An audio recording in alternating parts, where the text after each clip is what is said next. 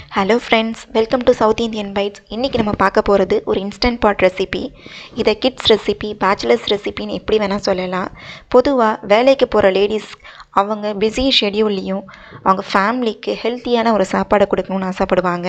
ஆனால் அவங்களுக்கு அதுக்கு டைம் இருக்கிறது இல்லை. இதே போல் தான் பேச்சுலர்ஸ்க்கும் இவங்க எல்லா ஆசையும் நிறைவேற்றுற போல் ஒரு ரெசிபி தான் இது. ஒரு 20 நிமிஷத்தில் ரொம்பவும் ஈஸியாகவும் ஹெல்த்தியாகவும் அதே சமயத்தில் ரொம்ப டேஸ்ட்டாகவும் செய்யக்கூடிய இந்த ரெசிபியை எப்படி செய்யணும்னு பார்க்கலாம் வாங்க. அதுக்கு முதல்ல அரிசி ஊற வச்சிட போகிறோம். அதுக்கு 2 கப் பாஸ்மதி அரிசியை 2-3 தடவை நல்லா கழுவிட்டு சுத்தமான தண்ணியில் ஒரு 30 நிமிஷத்துக்கு ஊற வச்சுருங்க. அடுத்து ஒரு ப்ரெஷர் குக்கரில் 1 டேபிள் ஸ்பூன் நெய், 1 டேபிள் ஸ்பூன் எண்ணெய் ரெண்டையும் சேர்த்துக்கோங்க. எண்ணெய் காஞ்சதும் ஒரு பிரிஞ்சி இலை 2ஆக உடைச்சி சேர்த்துருக்கேன். 5 கிராம்பு, ஒரு அன்னாசிப்பூ, 2 பட்டை, இது எல்லாம் ஒன்றா சேர்த்து ஒரு 30 செகண்டுக்கு வதக்கிக்கோங்க. அப்போ தான் அதோடய ஃப்ளேவர் எண்ணெயில் நல்லா இறங்கும். அடுத்து ஒரு பெரிய வெங்காயத்தை நீல வாக்கில் கட் பண்ணி அதையும் சேர்த்துருக்கேன்.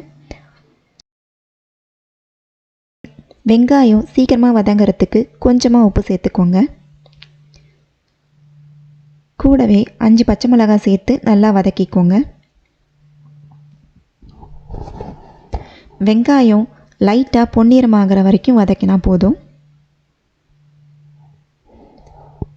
அடுத்து ஒரு 5-6 புதினா இலையை எடுத்து சின்ன சின்னதாக கட் பண்ணி அதையும் சேர்த்துக்கோங்க.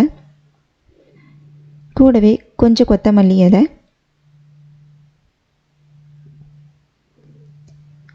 புதினாவும் கொத்தமல்லியும் கொஞ்சமாக சேர்த்தா போதும், இல்லைன்னா அதனுடைய ஃப்ளேவர் ரொம்ப அதிகமாகிடும்.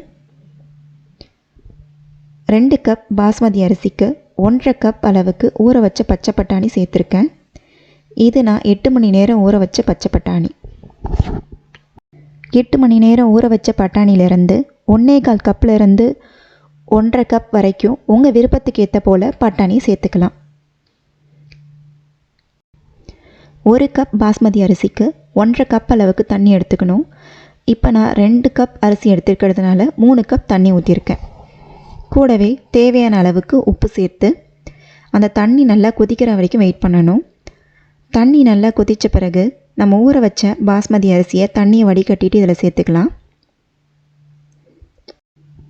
அரிசியை சேர்த்து ஒரு கொதி வந்ததும் குக்கரை மூடி வச்சிடலாம்.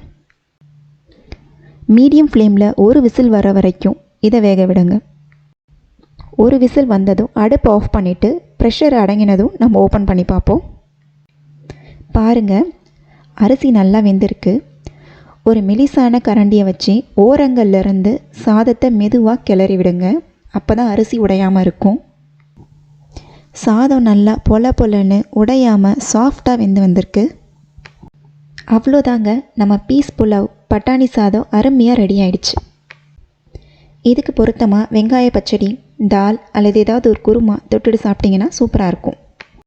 நான் இன்றைக்கி இதை உருளைக்கிழங்கு குருமாவோட சூப்பராக சாப்பிட போகிறேன். இந்த ரெசிபி நெக்ஸ்ட் வீடியோவில் வரும். அதையும் பார்க்க சவுத் இந்தியன் பைட்ஸ் சேனலை சப்ஸ்கிரைப் பண்ணுங்கள். கூடவே பெல் ஐக்கானையும் அழுத்திக்கோங்க.